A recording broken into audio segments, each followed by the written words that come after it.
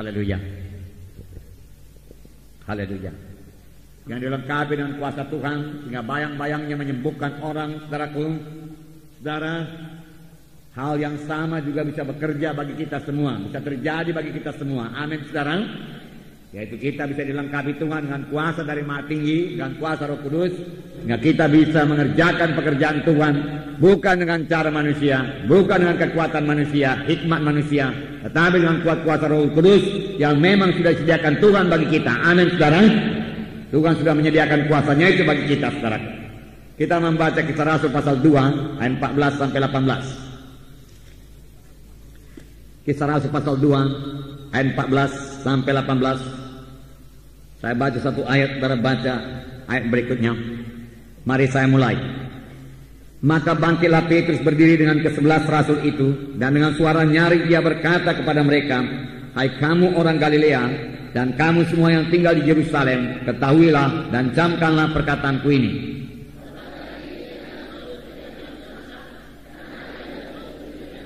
Tetapi itulah yang difirmankan Allah dengan perantaraan Nabi Joel.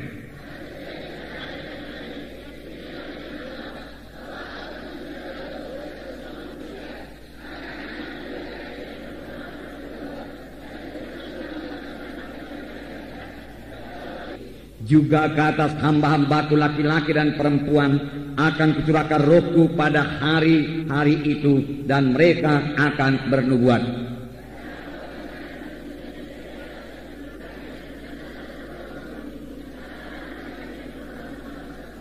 Ya, sampai situ dulu. Nah, saudara yang kekasih dalam nama Yesus, khotbah Petrus ini, saudaraku, sangat berkuasa. Memang kemudian dia menerangkan mengenai kematian Tuhan Yesus dan kebangkitan Tuhan Yesus. Dan akibatnya, saudaraku, 3.000 orang bertobat pada hari yang sama. Di pagi hari itu dia berkhotbah, saudaraku, 3.000 orang dibaptiskan, bertobat dan dibaptiskan pada hari yang sama. Boleh jadi pada siang hari, boleh jadi pada sore hari, saudaraku. Nah, ini terjadi setelah Roh Kudus memenuhkan Petrus.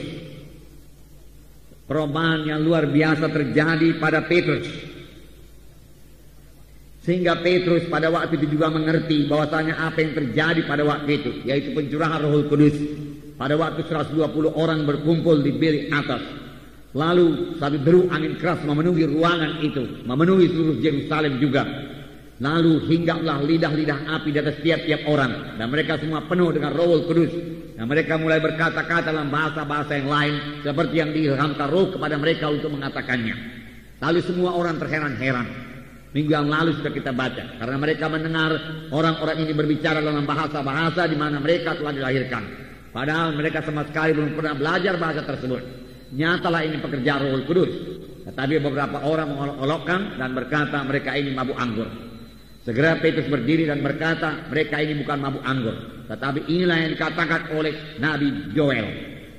Inilah kegenapan nubuat Nabi Joel tersebut. Pada akhir zaman dia katakan, ya, aku akan mencurahkan rohku ke atas anak-anakmu laki-laki, perempuan, sehingga mereka itu akan bernubuat. Teruna-terunamu akan melihat penglihatan-penglihatan, tua-tuamu akan mimpi berbagai-bagai mimpi, dan kata hambaku laki-laki dan perempuan akan curahkan rohku pada waktu itu, dan mereka akan bernubuat. Lihatlah, saudaraku, Petrus segera mengerti, saudaraku, nubuat Nabi Joel.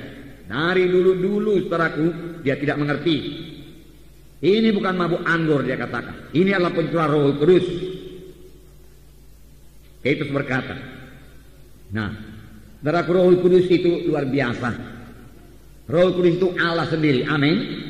Itulah yang diberikan kepada kita, diberikan Tuhan kepada sidangnya, saudaraku. Dan Petrus berkata, anak-anakmu laki-laki dan anak-anakmu perempuan akan bernubuat, sesuatu yang sebelumnya belum pernah terjadi. Roh Kudus dalam perjanjian lama hanya dicurahkan kepada nabi-nabi, raja-raja, imam-imam. Rakyat biasa tidak menerima Roh Kudus. Dia dibaptiskan, dipenuhkan dengan Roh Kudus. Tetapi dalam perjanjian baru, setelah Roh Kudus menerobos ke atas 120 orang, dan mereka semua penuh dengan Roh Kudus, dan hidup mereka berubah. Dan firman Tuhan berkata, anak-anakmu laki-laki perempuan akan bernubuat. Saudaraku, ini belum genap dalam hidup kita, saudaraku. Biar kita rindu, lapar dan haus. Amin, saudara. Ya, firman Tuhan minggu yang lalu mengajak kita supaya lapar akan perkara-perkara rohani, haus akan perkara-perkara rohani, Seberapa besar kehausan kita akan perkara-perkara rohani, sebegitulah berkat Tuhan yang diberikan Tuhan bagi kita dalam perkara-perkara rohani. Amin. Kalau kita pun tidak merindu terhadap perkara-perkara rohani, maka merasa puas akan perkara rohani. Saudara, secara dunia saja kalau orang tidak haus tidak bisa dikasih minum, saudara. Tetapi kalau saudara lihat orang yang haus, saudaraku, haus sekali, saudara, apa saja pun bayarannya, dia mau membayarnya. Asal saja kehausannya itu dapat dipenuhi, saudara. Oleh sebab itu mari kita haus akan perkara-perkara rohani.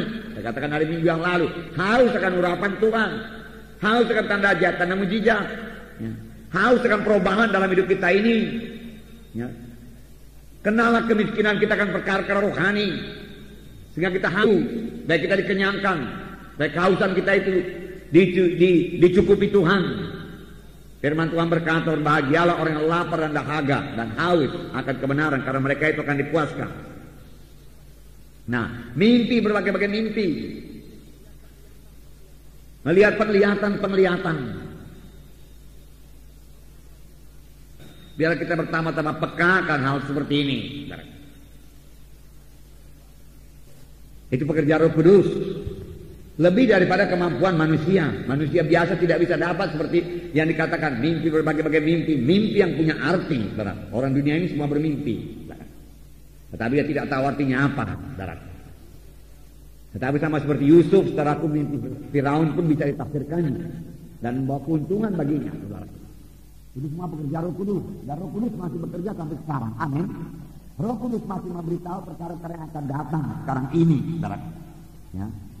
Biarlah kita, saudaraku, sungguh-sungguh mengerti Roh Kudus, sungguh-sungguh menjadi orang rohani, saudara. Di sini kita melihat pengertian Petrus segera bertambah, terbuka pikirannya. Dia mengerti perkara-perkara rohani. Dia mengerti ini nubuat Nabi Joel, pencurahan Roh Kudus, dan dia ingat apa yang dikatakan Nabi Joel. Firman Tuhan sampaikan Nabi Joel, pada akhir zaman, hari-hari terakhir mencurahkan Rohku, pemuda-pemudamu akan bernubuat, dia katakan, ya, melihat mimpi, penglihatan dan lain sebagainya. Dia tahu terus, saudara. Padahal tahukah saudara, sebelum itu Petrus sangat berat dalam pengertian rohani, berat sekali dalam pengertian rohani. Tuhan Yesus menceritakan kepadanya, saudaraku, bahwasanya dia akan disengsarakan, disalibkan, mati, kemudian bangkit pada hari yang ketiga. Ini penderitaan Tuhan yang pertama, yaitu pada waktu Tuhan dipermuliakan di atas sebuah gunung. Apakah kata Petrus? Dijauhkan Allah daripadamu, dia katakan.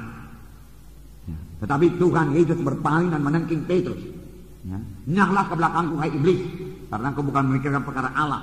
Ya. Petrus tidak mengerti, Petrus tidak mengerti sama sekali apa yang dikatakan oleh Tuhan Yesus. Dan pada suatu kali juga waktu Tuhan mengajar murid-murid, Tuhan Yesus berkata, banyak perkara-perkara yang aku mau ajarkan kepadamu, tapi sekarang ini kamu belum sanggup menerimanya.